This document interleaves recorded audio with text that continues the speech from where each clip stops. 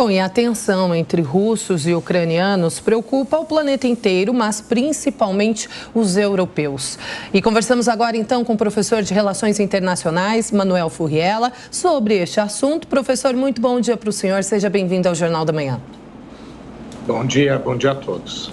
Bom, eu te começo perguntando, a gente já vem noticiando essa tensão há algumas semanas, mas ainda tem gente que não sabe o motivo disso.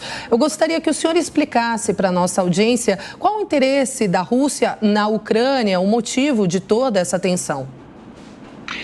Bom, os interesses são muito grandes. A Rússia, ela tem se sentido acuada e tem seu poder geopolítico sendo diminuído.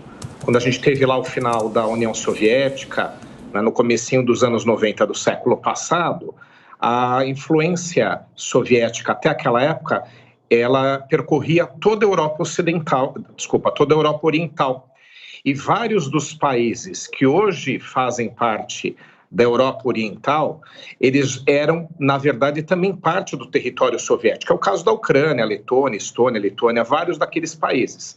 Eles deixaram de fazer parte da União Soviética, a Rússia ficou diminuída na sua influência e no transcorrer dos anos essa influência foi diminuindo, seja porque a OTAN avançou nos países do leste europeu, o caso da Polônia, por exemplo, seja porque a própria União Europeia foi ampliando o número de integrantes, os países que começaram a fazer parte daquele bloco. Então, a influência russa foi diminuindo cada vez mais. E agora, caso a Ucrânia venha a fazer parte da OTAN, que é a aliança militar ocidental, liderada pelos Estados Unidos, principalmente pelos Estados Unidos, ela vai ver a influência e o poder militar do Ocidente na sua fronteira, já que a Ucrânia é território fronteiriço com a Rússia. Além disso, há toda uma questão histórica de relacionamento entre a Ucrânia e a Rússia. Inclusive, várias partes do território ucraniano têm populações russas como grupos importantes e, em alguns lugares, até grupos majoritários. Então, a relação entre os dois, por uma questão geopolítica, fica diminuída se a Ucrânia se voltar ao Ocidente, e algo ainda mais grave aos olhos da Rússia, a fronteira militar de disputa vai chegar muito perto do seu território. Então, é realmente uma questão para a Rússia, aos olhos russos, muito delicada e muito importante de ser resolvida. E os últimos governos ucranianos, eles são pró-Ocidente. Então, a influência russa, ela está completamente diminuída e a Rússia vê em risco a sua própria segurança. Bom, por falar em risco a sua própria segurança, a Ucrânia, ela tem ali, dentro dessa guerra cibernética, um papel importante. É como se fosse uma zona desmilitarizada, não sei se a gente pode chamar assim, né? Mas tem uma característica muito peculiar, essa das bases de informação que os crackers, hackers usam no mundo inteiro. Porque a Ucrânia, aos olhos agora da Europa Ocidental, né, inclusive é uma região que eu conheço bem, eu sou professor convidado numa universidade da Polônia há 17 anos. Eu conheço muito bem aquela região. Aos olhos da Europa Ocidental, o território ucraniano, a Ucrânia, é considerado um país onde a lei é realmente algo que não impera com todo o seu vigor.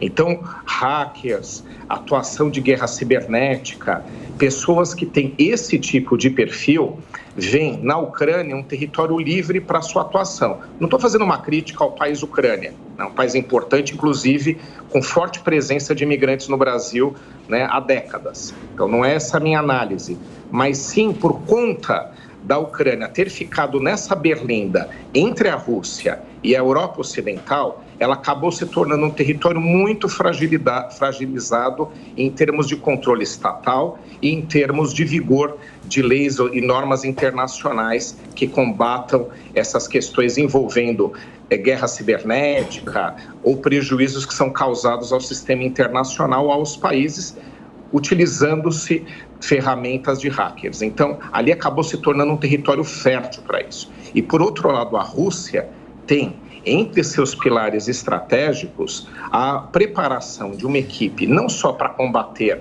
caso ela seja vítima de uma guerra cibernética, como também para utilizar esse tipo de ferramenta. Então, também essa questão que você mencionou é uma questão delicada em um país com estrutura estatal fragilizada, como é o caso da Ucrânia. Agora, professor, em meio a esse cenário, eu gostaria de saber do senhor se o Brasil deve se posicionar e de que forma, inclusive se a viagem do presidente Jair Bolsonaro amanhã para a Rússia pode soar de alguma forma para os países europeus de uma forma, de repente, negativa. O que a crítica, que alguns países têm feito à visita do presidente Bolsonaro é de que, ao fazer essa visita, não significa necessariamente um apoio brasileiro à Rússia, até porque, por enquanto, o discurso não é esse. Então, o que a gente deseja é um discurso de neutralidade, é um discurso de pacificação, de que se busque uma solução diplomática. Mas a crítica que alguns fazem é de que, a partir do momento que um país ocidental, caso o Brasil, faz uma visita pelo seu chefe de Estado à Rússia, diminui o isolamento que a comunidade internacional vê como necessário para pressionar a Rússia. Eu já não vejo com esses olhos, eu acho que não é algo que cause qualquer prejuízo, a não ser que o Brasil utilize, e eu duvido que vá utilizar, um discurso que seja em prol de qualquer das partes envolvidas. Tanto não pode ser em prol da Ucrânia, como não pode ser em prol da própria OTAN, ou dos Estados Unidos, ou da Rússia. Tem que ser uma visita técnica, uma visita comercial, até porque o Brasil e a Rússia fazem parte de um mesmo bloco, não é um bloco oficial, é um bloco teórico que chama BRICS. Então, há uma série de relacionamentos e posicionamentos. Então, se a visita brasileira for técnica, eu não vejo com maus olhos. E essa questão de ser inoportuna no momento, a gente até pode entender em termos de isolamento. Mas se o Brasil não se posicionar por nenhum dos lados, eu acho que a gente tem um discurso tranquilo e consistente para manter uma visita, que até porque esse relacionamento com a Rússia, em termos comerciais, é muito importante para o Brasil. Agora, professor, se a Rússia não tem o direito da guerra, o direito de guerra, e ela mesmo assim insistir nisso, e as Nações Unidas não atuarem, nós estamos mandando um recado para o mundo muito perigoso, ou seja, a China pode falar, olha, eu quero Taiwan, ou então fala assim, não, eu quero agora a Amazônia, ou seja, não tem regras, cada um faz o que quer. Concordo com você, mas é justamente por esse motivo que é perceptível que a Rússia busca várias estratégias. Alguns estão dizendo que os Estados Unidos estão numa posição mais fragilizada. Não, mas é a Rússia que está. Veja só, a Rússia tem interesse em manter um poder geopolítico numa região onde ela tem poucas ferramentas para isso. Ela não tem líderes ao seu favor, já falei que o governo ucraniano não é a seu favor, ela não tem apoio para a manutenção desse poder geopolítico. O que ela tem é a ferramenta militar. E a ferramenta militar é muito arriscada, porque você tem um limite de pressão, mas chega um momento que o mundo vai falar, tá, vai invadir ou não vai? Essa linha é que deixa a Rússia numa posição de limite até onde pode ir.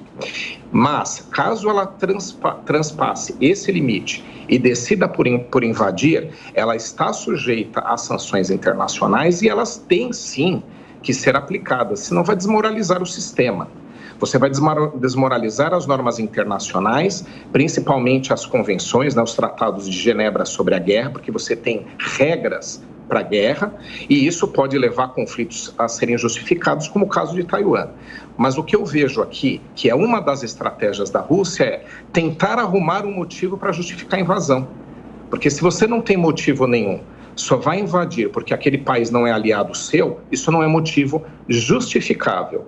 Agora, se você tiver algum grupo, por exemplo, estou tentando arrumar um dos motivos aqui, em prol da Rússia, que vive em território ucraniano e que esteja sendo perseguido, a Rússia pode utilizar como justificativa para a invasão, para a intervenção, o resgate ou a proteção dos seus cidadãos que vivem na Ucrânia. A gente percebe que eles estão tentando também arrumar uma justificativa. Agora, caso ela não exista e não seja plausível, se a comunidade internacional não se posicionar em termos de sanção, seja via ONU ou qualquer outro instrumento, até mesmo pela OTAN, haverá uma desmoralização. Professor de Relações Internacionais, Manuel Furriela, mais uma vez, obrigada. Excelente domingo para o senhor. Obrigado, Manuel. Uma boa semana a todos os telespectadores.